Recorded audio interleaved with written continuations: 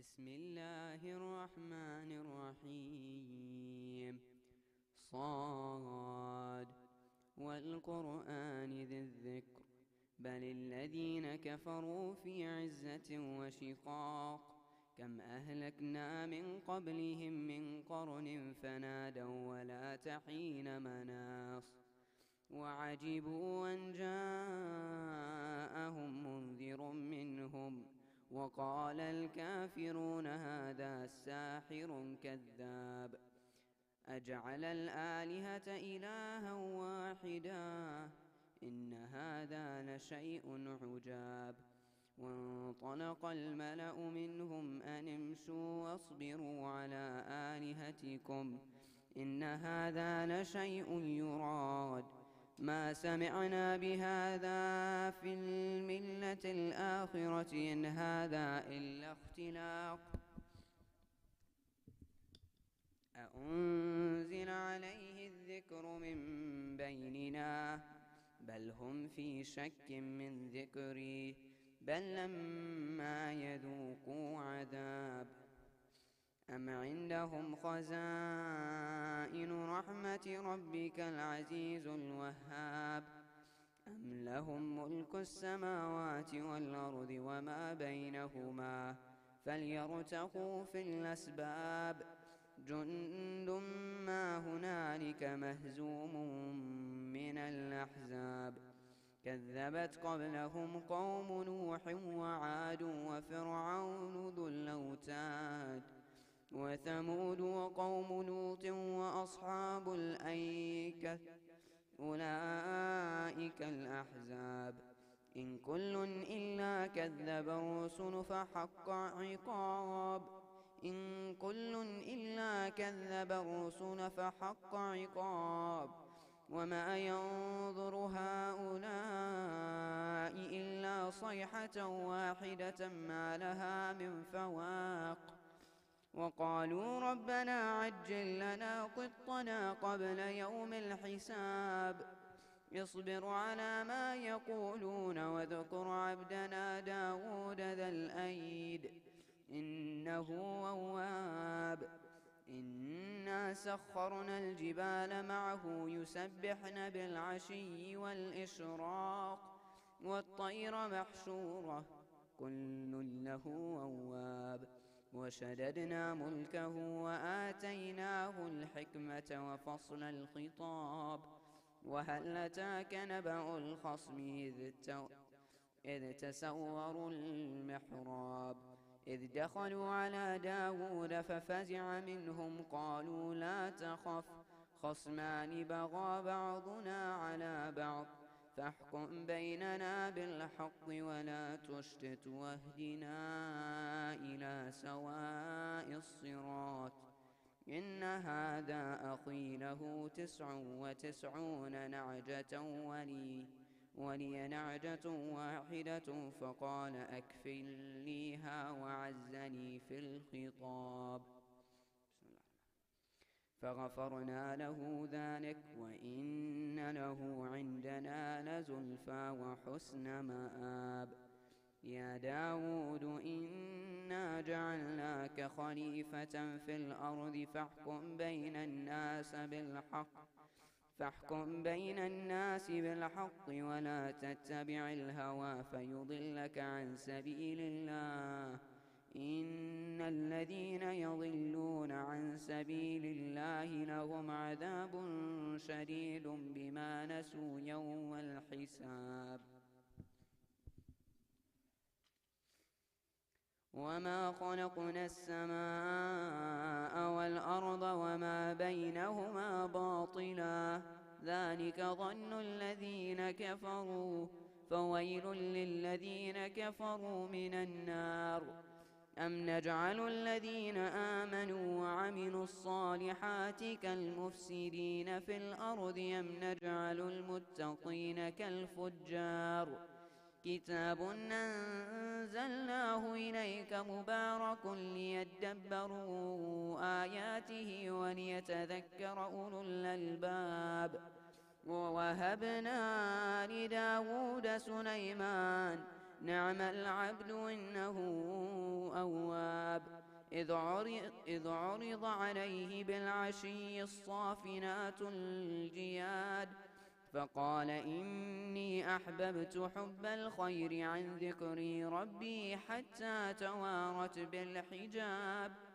ردوها عليه فطفق مسحا بالسوق والأعناق ولقد فتنا سليمان وألقينا على كرسيه جسدا ثم أناب قال رب اغفر لي وهب لي ملكا لا ينبغي لأحد من بعدي إنك أنت الوهاب فسخرنا له الريح تجري بأمره رخاء حيث أصاب والشياطين كل بناء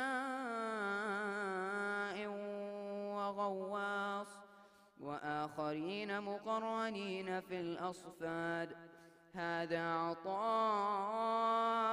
فامنن أو أمسك بغير حساب وإن له عندنا لزلفى وحسن مآب واذكر عبدنا أيوب إذ نادى ربه أني مسني الشيطان بنصب وعذاب اركض برحلك هذا مغتسل بارد وشراب ووهبنا له أهله ومثلهم معهم رحمة منا وذكرى لأولي الألباب وخذ بيدك ضغثا فاضرب به ولا تحنث إنا وجدناه صابرا نعم العبد إنه أواب واذكر عبادنا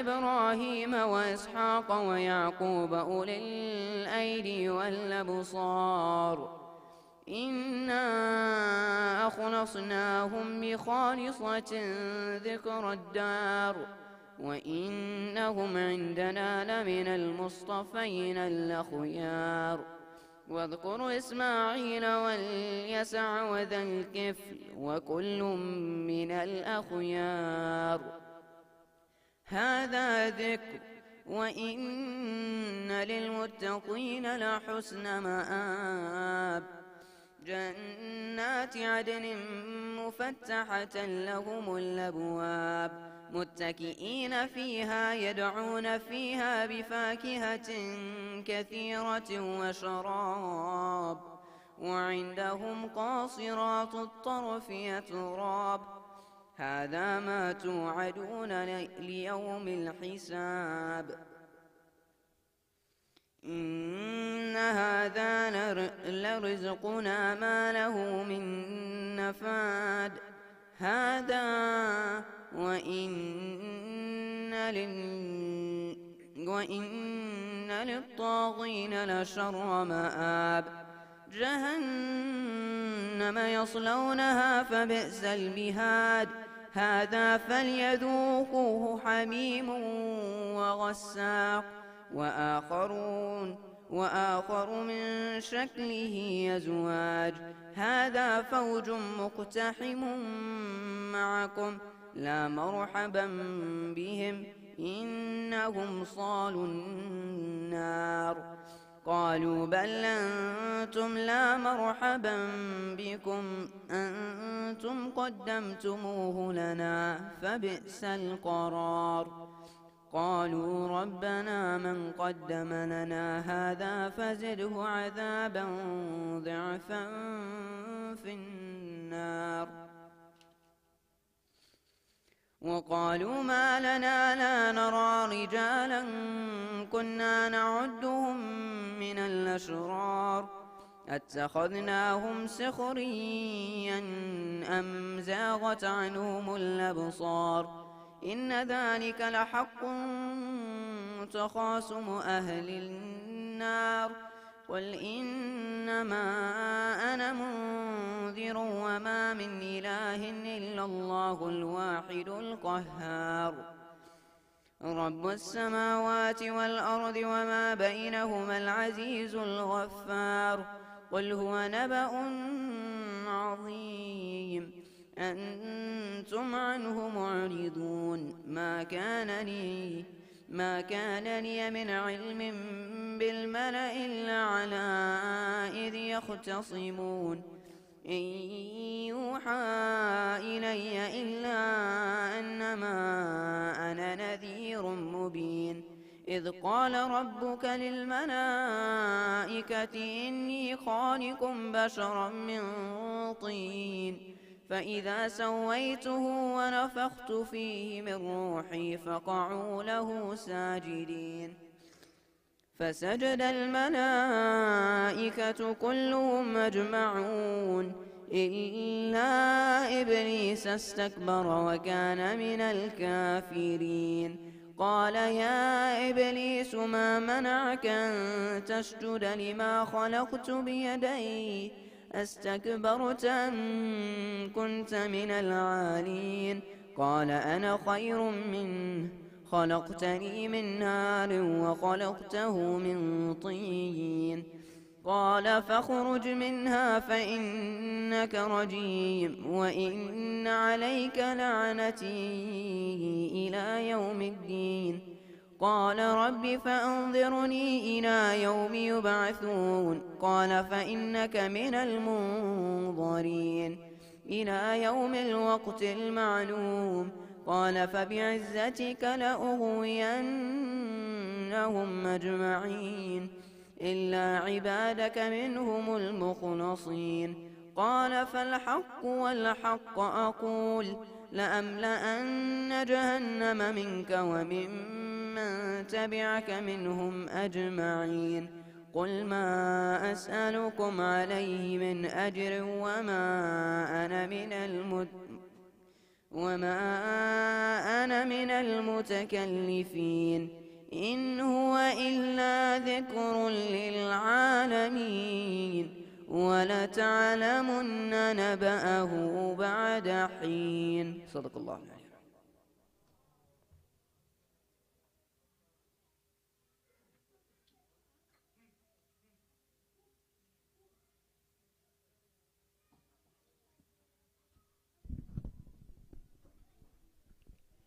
Bismillah ar-Rahman ar-Rahim. So inshallah these lectures will continue until next Wednesday and they will be held after iftar. And the program for the center goes as 6:30 with starting with Quran recitation, 6:45 Urdu lecture, followed by a fixed session by Sheikh, and after that with Salatul Maghribain, followed by iftar and dua al-iftitah. And tomorrow, since it's the night of 23rd of Ramadan, inshallah we will be having amal till the Salatul Fajr, inshallah. And after that, for the regular programs are continuing until the end of Ramadan. After iftar is going to be dua al-iftitah and English lecture. Now I would like to call upon Dr. Shabbir Kirmani to enlighten us with his wisdom. Let us welcome in the loud salawat ala Muhammad wa ali Muhammad.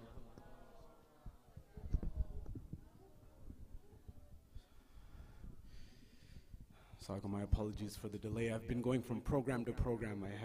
So may Allah bless you for your attendance and my sincere apologies. Bismillah ar-Rahman ar-Rahim. Alhamdulillah Rabbil Alameen. Bari al-Khalaq ajma'in. Fatir al-Samawati wal-Ardeen. Salatu wa salamu ala Rasul al-Kareem wa ala ahli bayt al-Tayyibin al-Tahirin.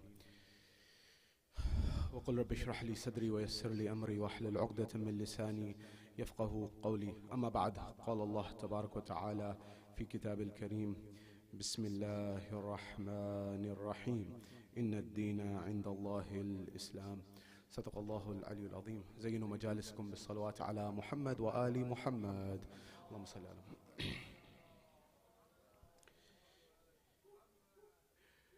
My respected brothers and sisters, elders in Islam and Iman here in New York or across the globe, wherever you're hearing my voice, Salamun alaikum jami'an wa rahmatullahi wa barakatuh. Question, what is our relationship with the Quran? Now, we've been discussing in these previous nights how we can go on a path of excellence, how we can go on a path of becoming the best version of ourselves, to become that which Allah subhanahu wa ta'ala has enabled us to become, to become that which Allah subhanahu wa ta'ala has put within us, the ability to aspire, and not only aspire but also to traverse and go forward and become His ashraful makhluqat. Allah has made us His best creation. However, the question is, how much of that do we tap into? How much of that do we actually actualize? How much of that do we actually become? And so you may find that many of us will go to our graves and we have not even tapped into 1% or 5% of what Allah subhanahu wa ta'ala has given us. Whereas the Imam, Amir al-Mu'mineen, is told to have said that the cure is within you and the disease is also within you. Yet you don't perceive it, you don't understand it, you don't recognize it. And the idea is that if there is something in there, you also have something negative, then you also have the cure within you. You have the positive element within you to be able to bring that out.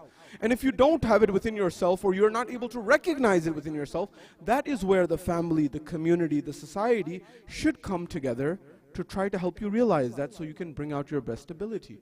And this is where our Husayniyat, this is where Imam Bargaz and our centers have a responsibility. Therefore, tonight in the brief moments that I have with you, I want to build on this concept of excellence and how important it is for our life, and how does Islam inspire us to live that way, number one. Number two, I want to remind you of the categories of knowledge and where are things in our understanding of that. Number three, how does this have to do with the life of the Ahlul Bayt, and what do they teach us about how it is that we should live in society at large, and what's our responsibility therein? At the fourth level, how does this relate to the future of our communities, and what is it that we can do to help foster the growth of our communities based on the teachings of Imam Ali alayhi salam, Rasulullah, and the Ahlul Bayt, so we fully have comprehensive educational institutions that meet the spiritual, thank you so much, spiritual needs of those who are there in attendance. How can we do that? And finally, how does this have to do with what the Ahlul Bayt stood for time and time again in their life as a stand for the betterment of society? This is our agenda for the brief moments that we are together. Wherever you are, here in New York or across the globe, from the bottom of your heart, send a salawat ala Muhammad wa ali Muhammad. Allahumma salli.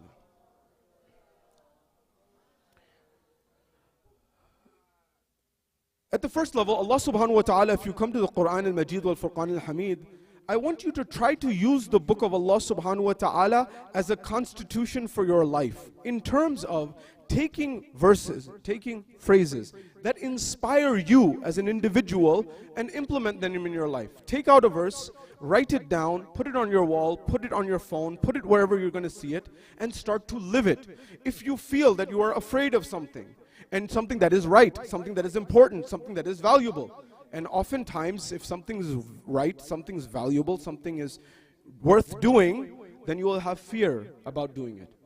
So you have to conquer that fear. So one time, or one line that Allah uses in the Quran in numerous places is La takhaf. He tells the believers, do not fear, don't fear. So you use that as an inspiration, that if you need to stand up and speak, then you use that as an inspiration. If you need to sit down and listen, you use that as an inspiration, number one. Number two, Allah subhanahu wa ta'ala, for example, says, Aina tadhhabun? Where are you going? So you use that as a constitution, you put it over your wall, you write it down. Am I going on the right way or the wrong way? And if I'm going in the wrong way, how can I fix that? Literally, as well as intellectually and mentally. So we traverse in different ways, we move in different ways. At that moment, we're told in the Quran that there's a conversation with respect to Nabi Ibrahim. At that point in time, he says, Inni muhajirun ila Rabbi sayahdini. At that point in time, one may ask, Ibrahim, you are saying you are a muhajir, a migrant towards your Lord. Where is your Lord not, that you are migrating towards Him? Meaning, where is the physical entity of Allah? That is, that tells us there's a different type of movement, and that movement is that movement which is spiritual, that is based on the spirit. So that's also a movement. So I need to ask myself, Allah says, Aina tadhhabun? So where are you going in terms of your spirit? Where are you going in terms of your mindset? Are you thinking negatively or positively? How do you use this to live your best life? Allah subhanahu wa ta'ala, for example, we are told in our narrations that the major sin in the court of Allah is what? Shirk. To associate anyone with Allah. But do you know what after that, what's one of the major sins in the court of Allah? To lose hope in the mercy of Allah subhanahu wa ta'ala. Major sin. Imagine Allah subhanahu wa ta'ala, that He makes it even a sin for you to think that there's no mercy for you, that you have that belief. So hopelessness is a sin in Islam. So you use that to bring out the best in you. So whenever, even if you commit a sin, you always have the door of istighfar open for you to better yourself. So you use that in an inspiration to ask yourself, where am I going? Or another verse, and these are just examples, but you need to understand what are the verses that inspire you to become the best version of yourself. Or for example, Allah says, قُلْ سِيرُوا فِي الْأَرْضِ. Go and travel in the land. One travel is physical travel, where you actually go from city to city, state to state, country to country. But there's another type of travel where you travel intellectually. Have you been to the museums in this amazing city? Have you been to the Museum of Modern Art? Have you been to the museum, the Metropolitan Museum of Art? Have you been to X, Y, and Z place? I was at the Metropolitan. Every time I go to a city, I make it a point to try to go to the museums to see these things. So I was at the Metropolitan Museum of Art. And in that, you're able to go through 5,000 years of human beings. They actually have a pyramid there that was sent by the Egyptian government. So you see that these things that were made 5,000 years ago, we still don't know how to make some of them. We don't know how to make the pyramids again. So this is something that was given, that was given to our society. But you're also able to see the period of the last 500 years, the last 400 years. You're able to see what brought people good and what brought them harm. What did Imam Ali alayhi salam say in letter 31 of Nahjul Balagha to his son Muhammad Hanafiya? He said many things, but one of the things that he said was, my son, I tell you to read the pages of history, to learn from history. And he said, I studied history up until it was the point of time that I saw what brought good and what brought bad to past civilizations. What brought them harm and what brought them good. So the question is, how much of history are we studying? You heard of Wall Street? Not too far down the way. Wall Street, there's many ways people get an edge in Wall Street. One is through computer science, one is through mathematics, one is through statistics, one is through financial calculations. But another element when it comes to this is what people say is the human element of investing. So many people read history in addition to that. For example, Warren Buffett. For example, Ray Dalio. These are some of the biggest investors of our era and our time. So when this whole crypto craze came, remember, crypto is different, blockchain is different. One is a technology, one is a currency. I don't have the time to explain the difference, but I hope I'm responsible for what I say. I'm not responsible for what you understand. You're responsible for what you understand. So having said that, blockchain technology is like a technology, but crypto was different. So they didn't invest in crypto because of a particular book that I want you to read or consider reading. And that book is called The Extraordinary Delusions and the Madness of Crowds. It's a 150-year-old book. And in that book, they talked about the history of human beings and buying things rapidly to get rich quick. For example, they talk about the South Sea bubble. The South Sea bubble happened in England. Or they talk about tulip mania in Netherlands and Holland. So what happened was, this is tulip mania in Holland. People became so enamored and so interested in tulips, you know, the flower tulips, that the price began to rise. And people even began to buy futures on tulips, to the point that people were mortgaging their houses and they were buying tulip futures 10 years ahead. And ultimately it led to a terrible crash 400 years ago. Another example that's in the book is the South Sea bubble. South Sea bubble, Isaac Newton. You know Isaac Newton, the physicist, mathematician, calculus, along with Leibniz, he implemented or he helped us understand, as well as F equals ma and all these types of things. So he was so good at math that eventually, by the way, I remind you that Isaac Newton wrote a lot about Allah or God. He was an adamant mawahid, monotheistic believer in monotheism, meaning what? He wrote so much to that point that if I remind you, Cambridge University, where he taught, you had to be ordained as a priest and pledge your allegiance to the Trinity, so to speak. And he said, I don't believe in the Trinity because Jesus never said so. And he got a special exemption based on that because he believed in God as only one. I'm telling you this because many people say scientists have always been atheists or not believers in God. And the reality is far from that. Many scientists are in taqiyya today. They have to hold their belief and withhold it, even though they believe in God, because the environment's gone the whole other way. Example, do you know who came up with the Big Bang Theory? As in this theory that the world comes forward and says that sometimes people don't know the theory, so they said this is un-Islamic or un-Christian or unreligious. The Big Bang Theory. The reality is, if you look at and you read, which oftentimes people don't today, the person who founded the Big Bang Theory, his name was Lemaitre. He was a Belgian physicist, scientist, but he had another job. Does anyone know? He was also a priest.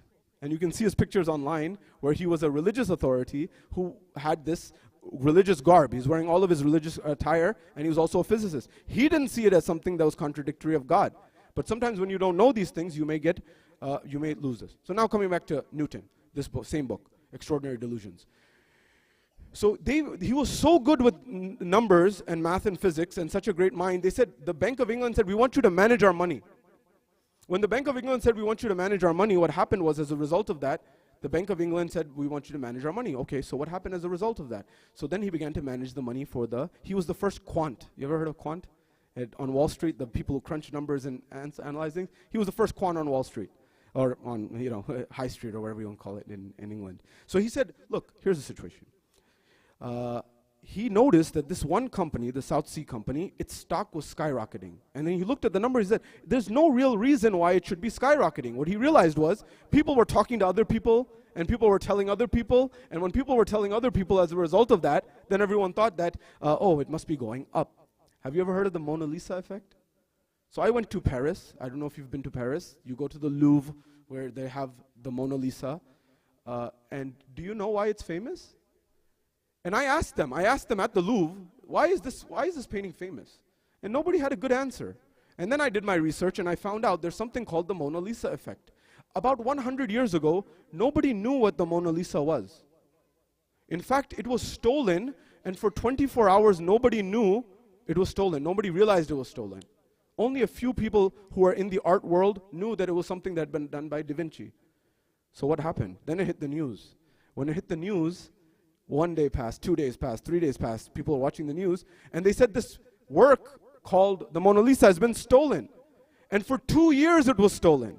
And when it was stolen for 2 years, eventually it was found. And when it was found eventually, everyone came to see it and view it. Why? Not because they knew any of the artistic value of the piece, only because everyone was talking about it. This is the same thing that happens in the stock market. Someone's talking about a particular stock, you see it go up, and if someone's not talking about it, people miss things. Coming back to the South Sea, Newton saw this. I'm telling you about how important it is to know history, because you may say that, why is this coming out of my pocket? I'm trying to explain to you.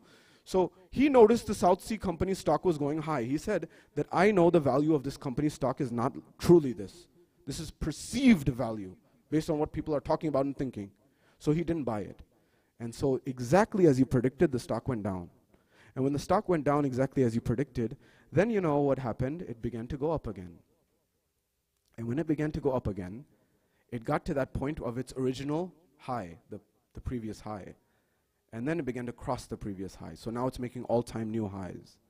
And when it's making all-time new highs, Isaac Newton began to have something that you and I have today, which is called FOMO, fear of missing out.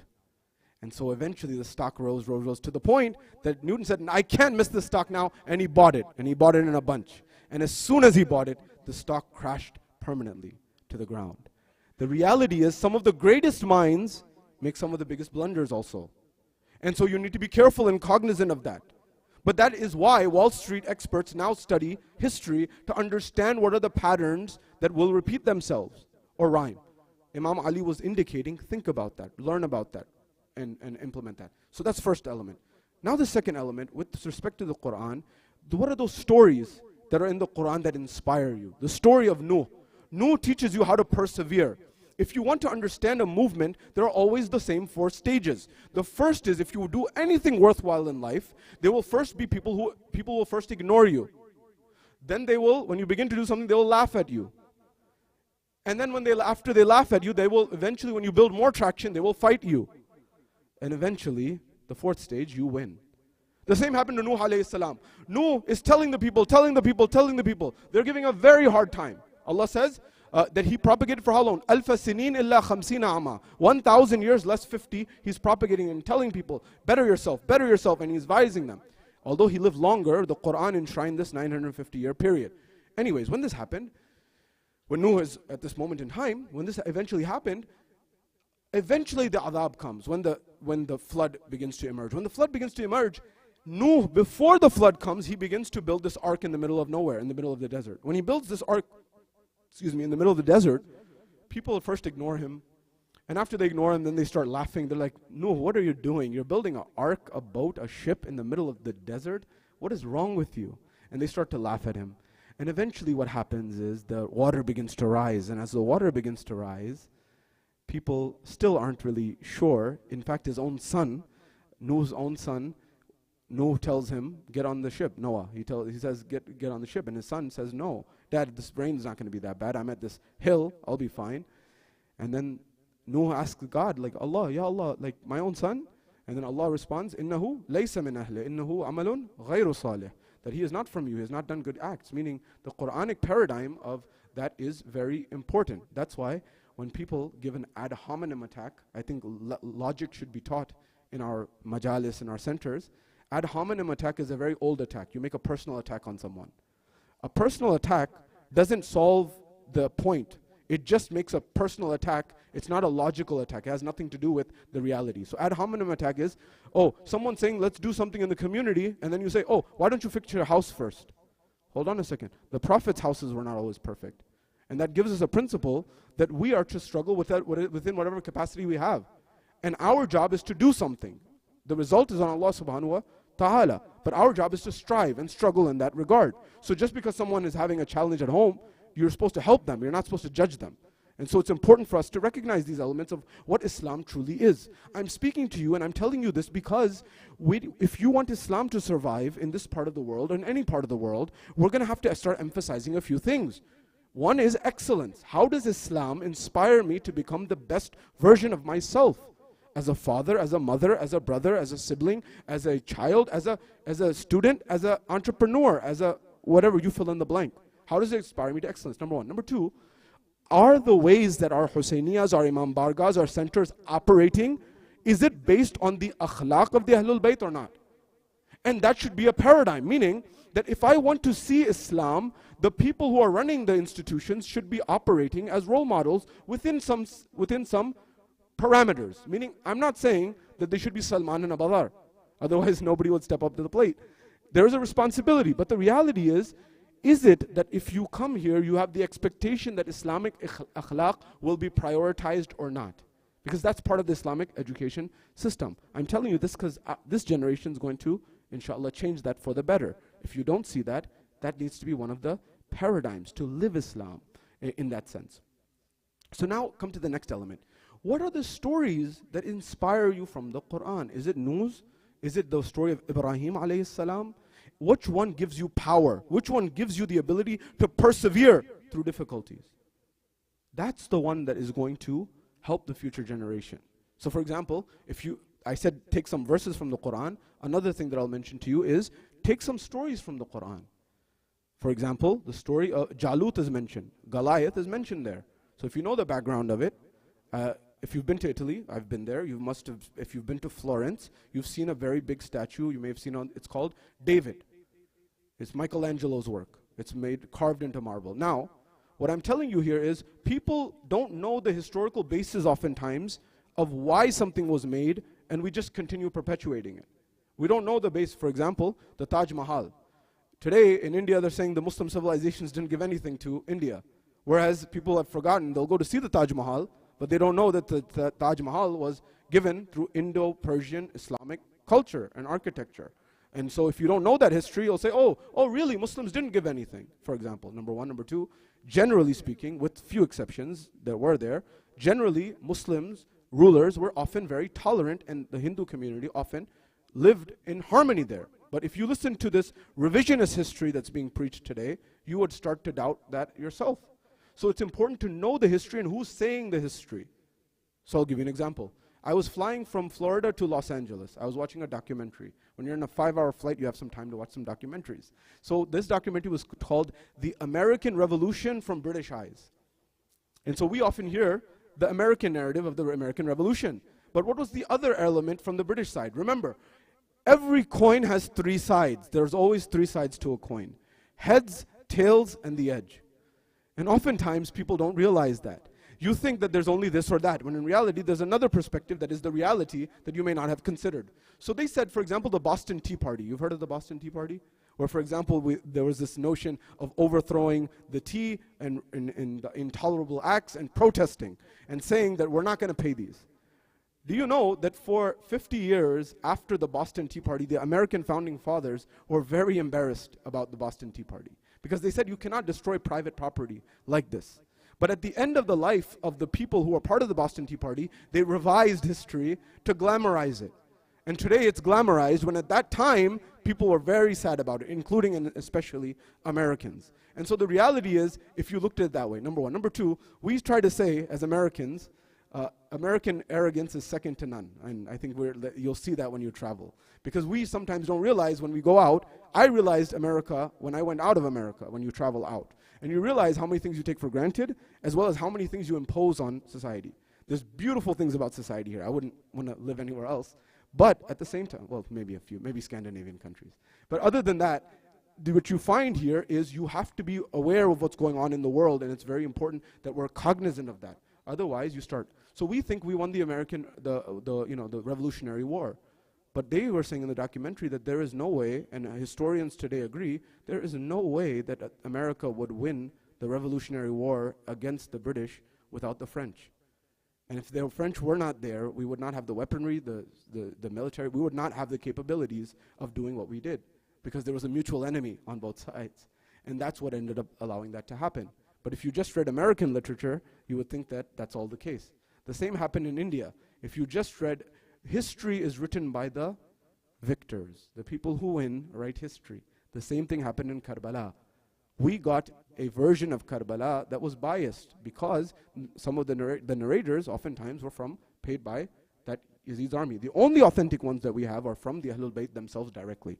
Imam Sajjad, Bibi Zainab, and the Ahlul Bayt who told us afterwards. So what does it have to do with us?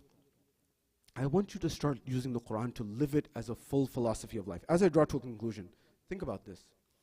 Imam Ali alayhi salam, if you list out all of his professions, all of his roles, all of his job titles, what would they be?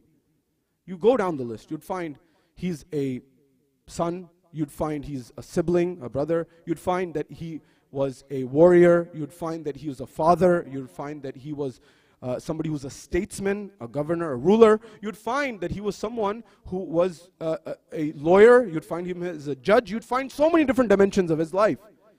So my question to you is, if this world had no value, would Imam Ali alayhi salam struggle in this world to have so many hats and to do so much in the world?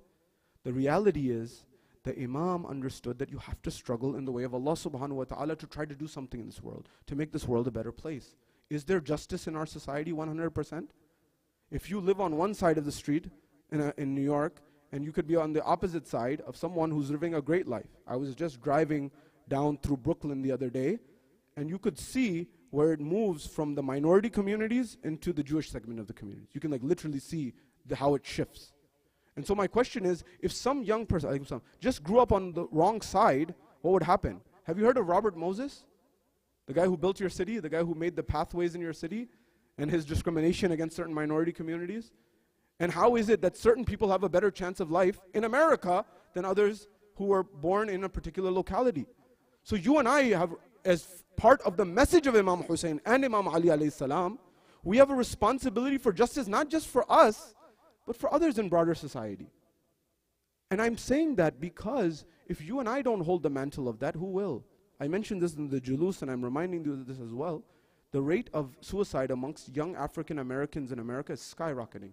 It's very alarming, it's very concerning. That is, Allah may hold you and I Allah may ask us on Yawm al-Qiyamah that a minority was living in, you are living in an era where some people in your society would rather die than live. How did you allow this to run on your clock? How did you allow this to happen on your watch? And you are living comfortably, relatively speaking? Allah may ask. I'll give you another example. I was in Najaf. And as I was in Najaf, I'll try to end here, and inshallah we'll continue after that. I was in Najaf, and we met some of the scholars there. One of the scholars we met was Ayatollah Sayyid Ja'far al-Hakim, from the very famous al-Hakim family. And we were having a conversation, and I think you should engage with some of these scholars. You may find they're a lot more open-minded than you imagine, believe me, in Qom or in Najaf.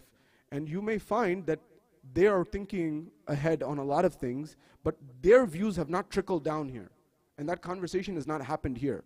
But today we have Zoom and technology. You can ask for a call and a discussion. Anyways, he said, look, all the scholars left Najaf, many of the scholars left Najaf during the time of the Ba'athist party, because it was a very difficult time, obviously. And many of them went to Qom and other places. He said, but Sayyid Sa'id al-Hakim, who passed away just recently, a year or two ago, He said that if I leave, maybe the house will collapse, perhaps. He said, I'm not going to leave. So he stayed. And so they imprisoned him and his family, and they were in different prisons, unjustly, obviously, throughout Iraq, including Abu Ghuraib and others, for roughly 9, 10, 11 years. And they would literally use one copy of the Quran, because that's all they had, and they would use the memory of Sayyid al-Hakim, and they turned the prison into a hawza. And they would literally talk about Islamic discussions. And they said afterwards, eventually, we went back and we found that either his references were spot on or they were a page or two off. And that's how much he had dedicated himself to teach, number one. Number two, they also went through intense torture, for example. And look, they're not, like, there's two types of things. There's one form of charity in Islam is to give hidden, secretly. There's another form that you do to inspire others to give also. That's also acceptable. So similarly, I got the sense that these people were not bragging. They were saying this to inspire us to do something. What did they say? They said, we were under the Ba'athist regime in prison unjustly. We were electrocuted. Our nails were pulled. We were tortured in ways I can't speak of. He said, but eventually, this was our struggle for Islam. What is your struggle for Islam? Now, you may have one, but you may not realize it. It may not be physical. You don't need to be tortured. But maybe yours is more psychological and ours is more psychological, because he asked us all this, no one had an answer. And after moments of silence, I stopped and I said, maybe our test in the West is psychological. To still be able to practice despite the pressure that may be there. To be an advocate for Islam in an environment where people may not understand Islam. Whereas sometimes it's easier to practice Islam in a society where everyone else is practicing Islam. So you may find people here in our society who are practicing despite the odds in certain elements. But his question still stands, to be fair, and that is this. If we go to the gates, we go to Allah subhanahu wa ta'ala on Yawm al-Qiyamah, and I'm drawing to conclusion. If we go to Allah on Yawm al-Qiyamah, and we both get there, and there's you, and there's somebody else who lived their life in Afghanistan, or Pakistan, or Africa, as a follower of the Ahlul Bayt, as a Muslim, and they both get there, and Allah says, you go to level 6 of Jannah, and you go to level 6 of Jannah. Both of you go to the 6th level. 7th is for the highest, you're just underneath.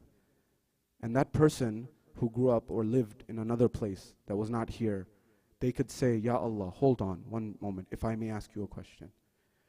Me and him, her and me, we are both going to the same place in Jannah? So yes.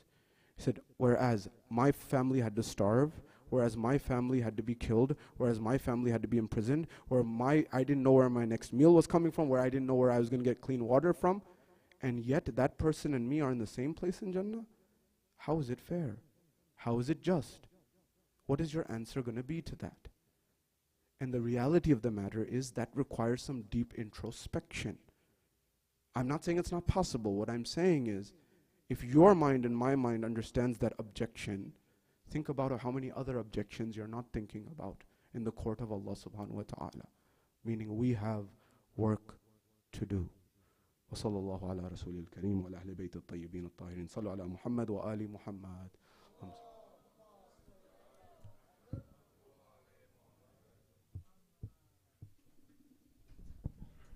وتوجه زيارة. السلام عليك يا رسول الله، السلام عليك يا أمير المؤمنين، السلام عليك يا خديجة الكبرى، السلام عليك يا فاطمة الزهراء سيدة النساء العالمين، السلام عليك يا حسن والحسين سيدي شباب أهل الجنة، وعلي بن الحسين زين العابدين، ومحمد بن علي الباكر، وجعفر بن محمد الصادق، وموسى بن جعفر الكاظم، وعلي بن موسى الرضا، ومحمد بن علي الجواد التكي، وعلي بن محمد الهادي النكي، والحسن بن علي العسكري. السلام عليك يا حجة بن الحسن القائم المنتظر المهدي يا صاحب العصر والزمان. السلام عليك يا شريك القرآن. السلام عليك يا كامل الكفر والطغيان. السلام عليك يا إمام الإنس والجان. أجل الله تعالى فرجك وسهل الله تعالى مخرجك. السلام عليكم جميعا ورحمة الله وبركاته. الله